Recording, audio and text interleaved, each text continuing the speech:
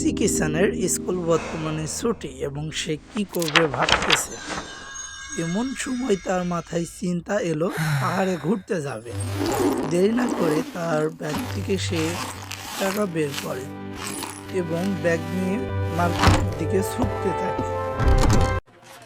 তারপরে সে মার্কেটে যেয়ে তার প্রয়োজনীয় ফার্স্ট এড কিট, খাবার দাবার এবং হিল ক্লাইম্বিং করার জন্য অবশ্যই রশি প্রয়োজন, তাই সে প্রয়োজনীয় জিনিসপত্র নেয় এবং পরবর্তীতে সে তার বাড়িতে যায় এবং তার সাইকেল নিয়ে পাহাড়ে রওনা দেয়।